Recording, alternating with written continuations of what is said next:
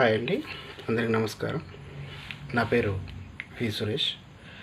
మనం ఈరోజు ఈ వీడియోలో అయ్యప్ప స్వామి మాల ధారణ, ఆ మాల యొక్క నియమాలు, దాని యొక్క నిష్టత, మాల వేసుకున్నటువంటి అయ్యప్ప భక్తుడు ఎలా నడుచుకోవాలి, ఆ పూజా విధానం, ఆ నియమాలని ఎలా పాటించాలో ఈ వీడియోలో తెలుసుకుందాం. మొదట అయ్యప్ప స్వామి దీక్ష తీసుకోవాలి అని అనిపిస్తే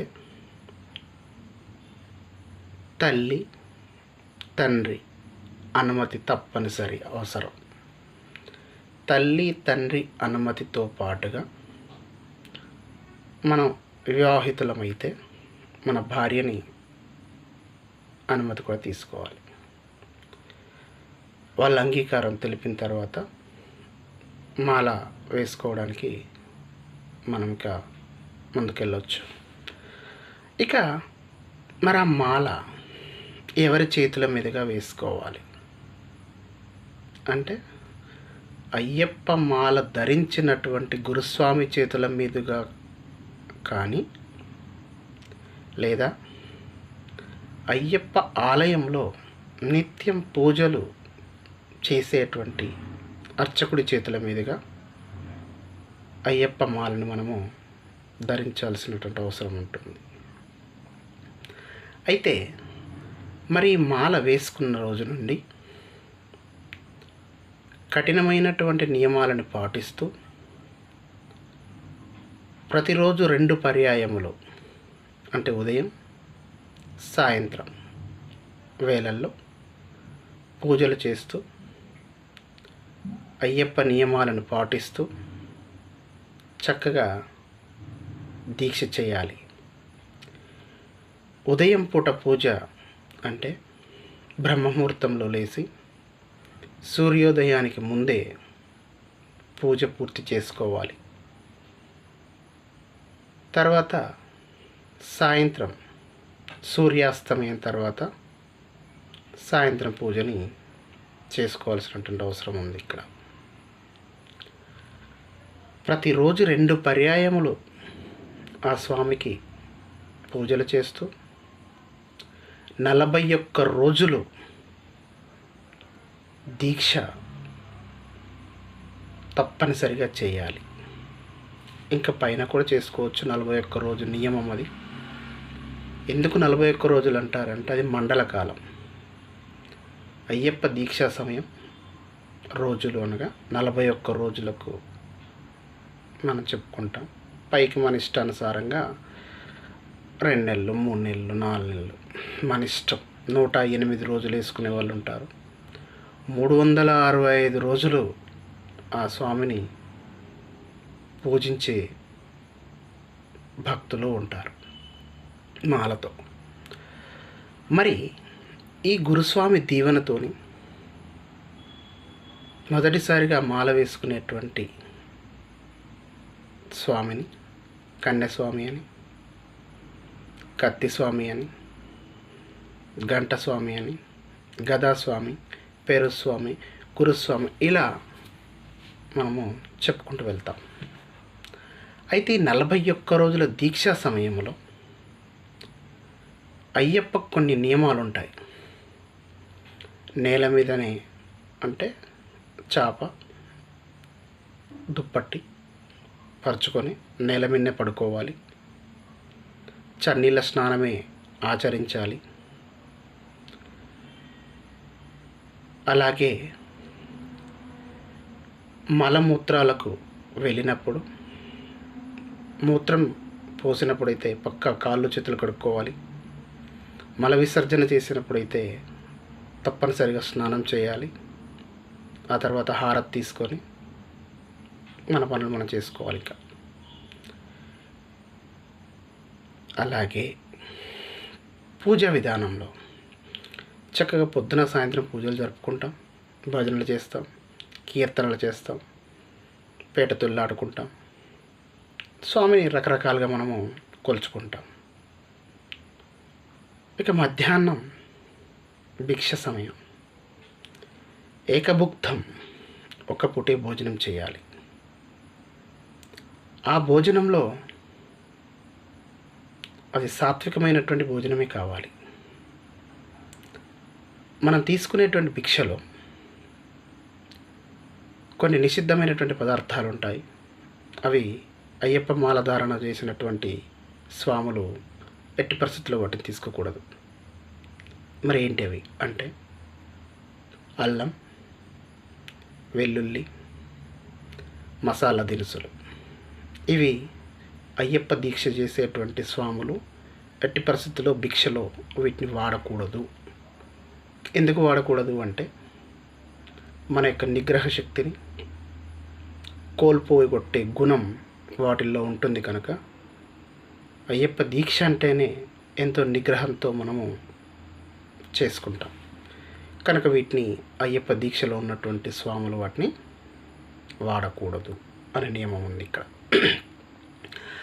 అలాగే సూర్యోదయానికి ముందు, సూర్యాస్తమయం తర్వాత జరిగేటువంటి 2 పర్యాయముల పూజలకు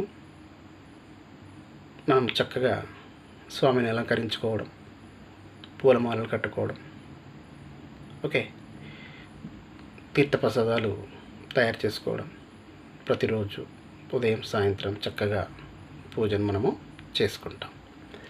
అయితే భిక్ష చేసేటువంటి సమయంలో,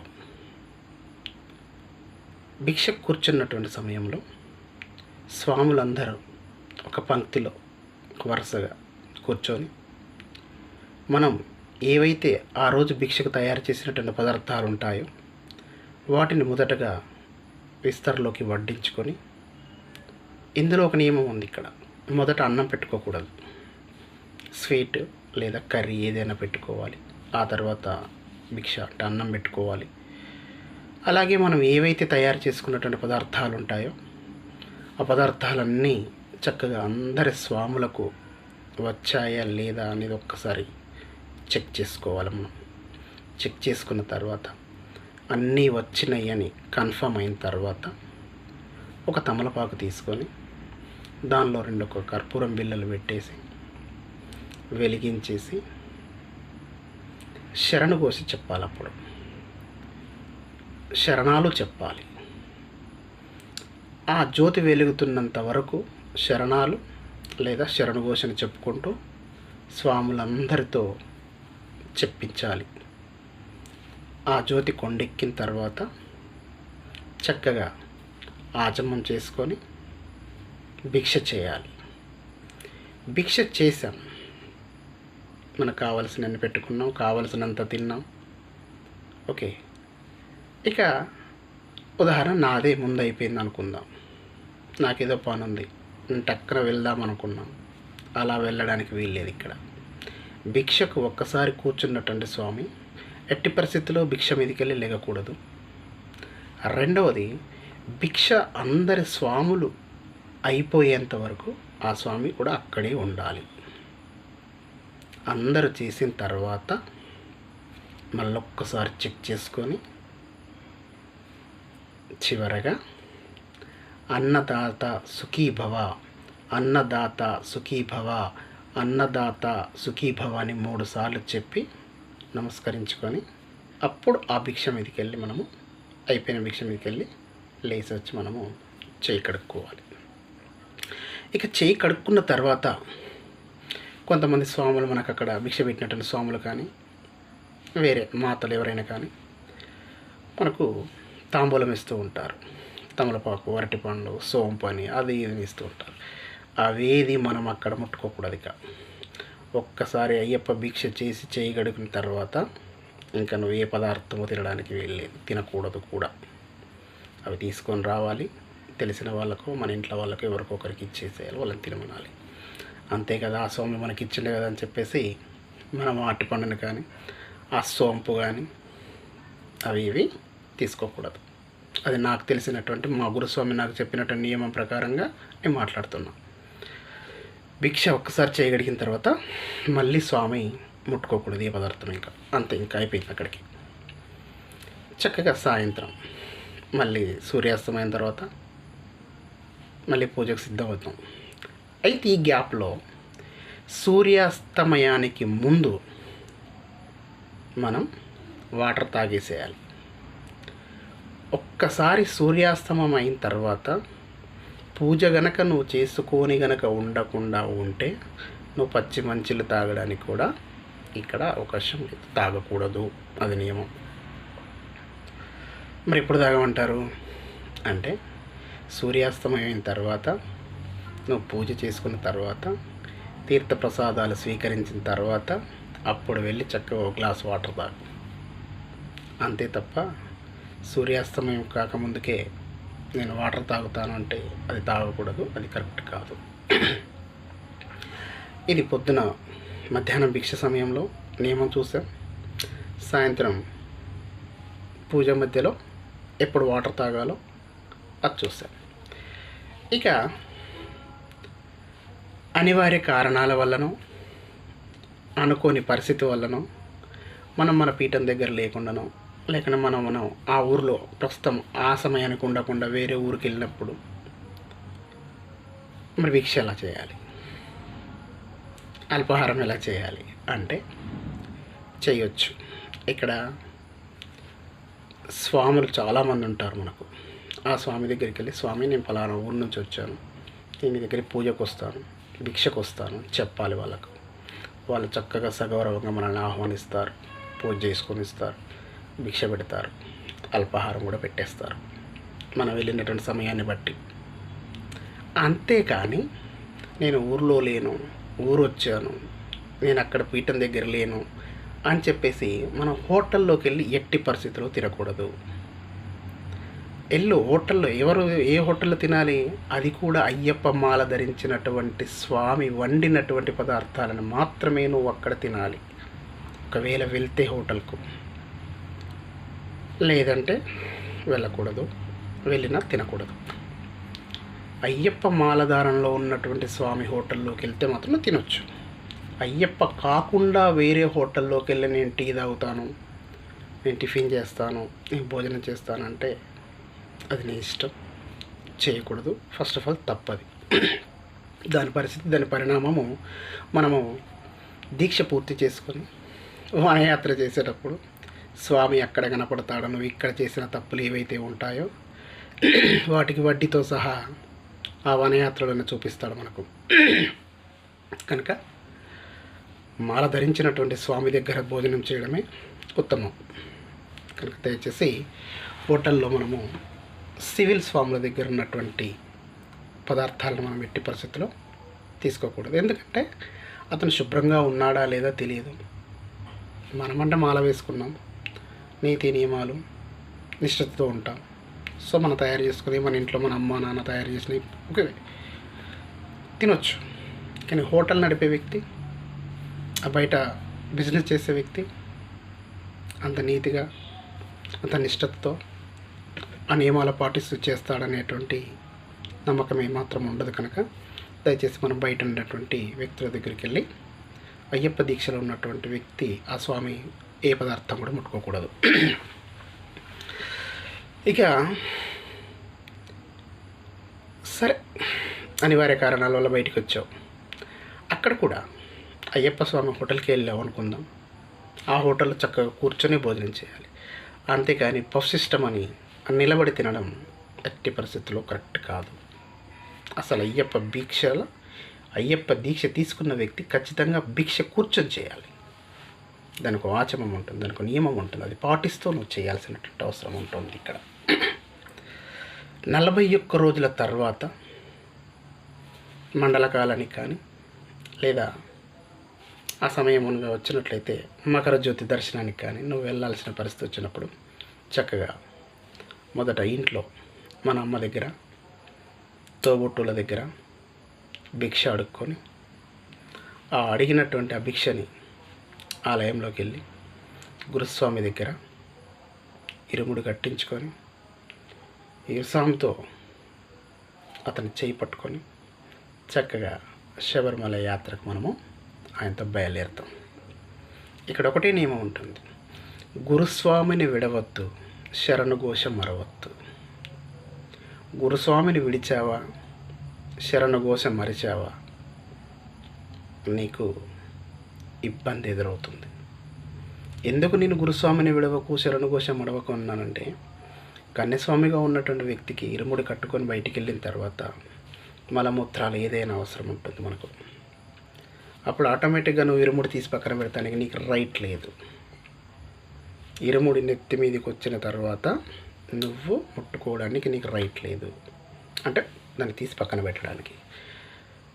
అది ఒక గురుస్వామి దగ్గరికి వెళ్ళాలి, అతనితోనే దింపించుకోవాలి. మళ్ళీ అతను లేకపోయినా వేరే గురుస్వామి ద్వారానైనా మళ్ళీ దాన్ని ఎత్తించుకొని మనం రావాలి. శుద్ధి చేసుకున్న తర్వాత కాళ్ళు చేతులు కడుక్కున్న తర్వాత మళ్ళీ ఈ విధంగా గురుస్వామిని విడవద్దు, శరణఘోష మరవకూడదు. మనము చక్కగా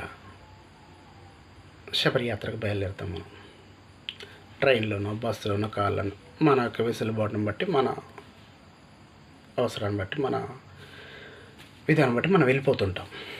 ఇక అలా వెళ్తున్నటువంటి తరుణంలో చక్కగా మనం ఎక్కడికి వెళ్తామంటే స్వామితో అన్ని దర్శనాలు చేసుకుంటూ ప్లాన్ ప్రకారంగా ముందుకు వెళ్ళిపోతూ ఉంటాం.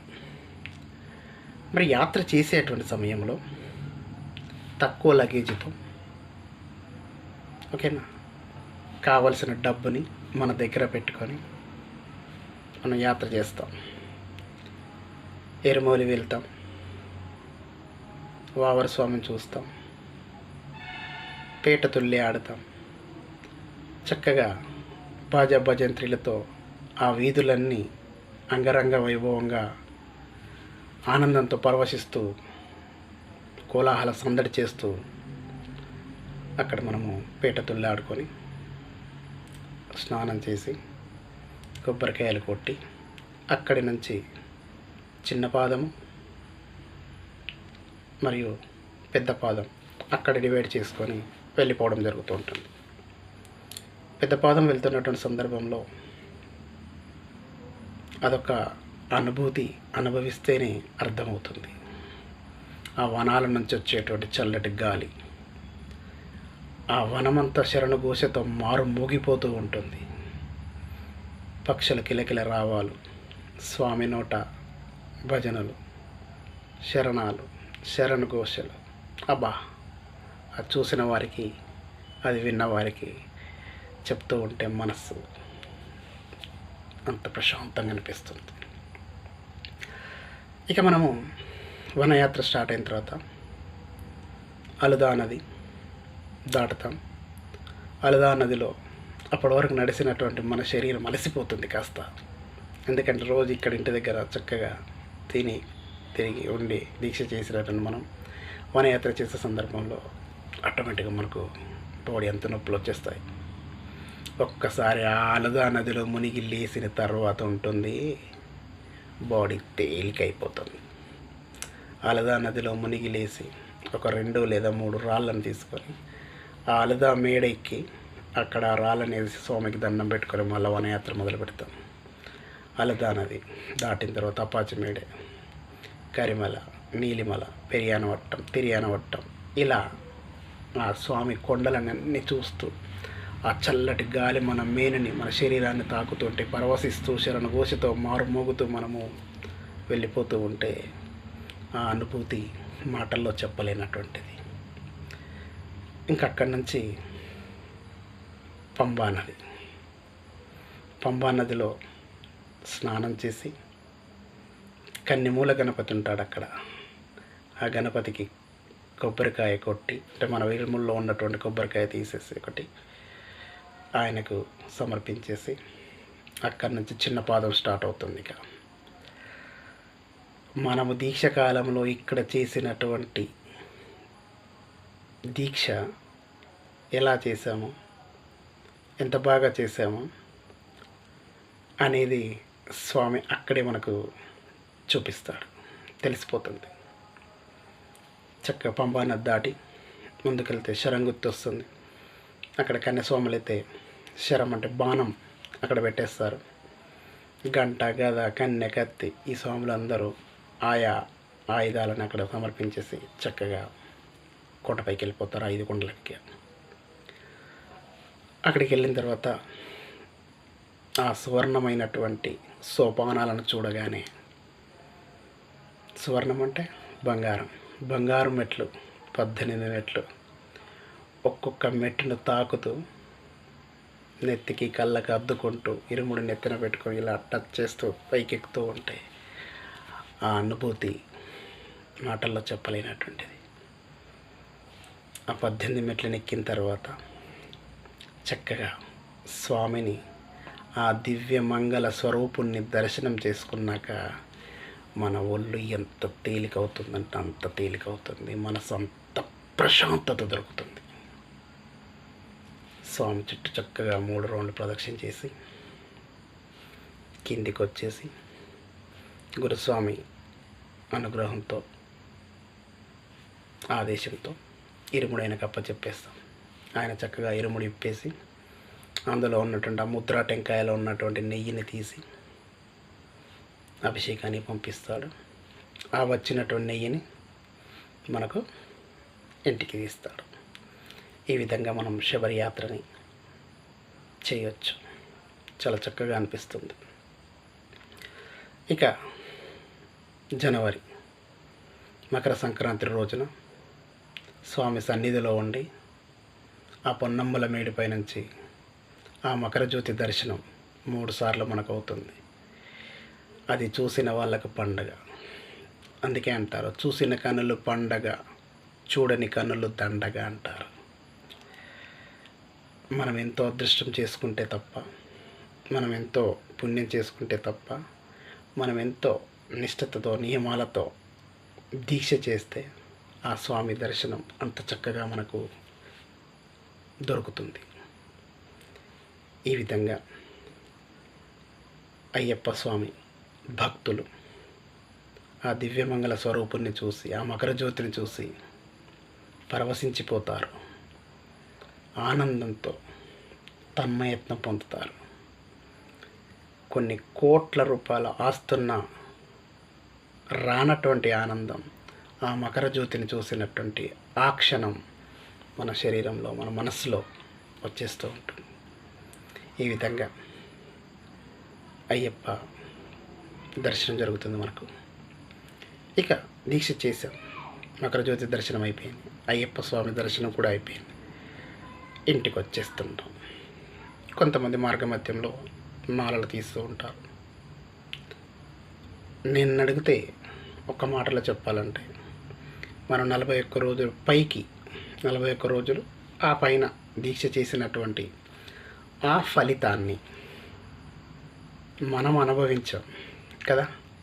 మరి మనకు జన్మనిచ్చినటువంటి తల్లికి కూడా అవకాశాన్ని ఇస్తే ఎంత బాగుంటుంది.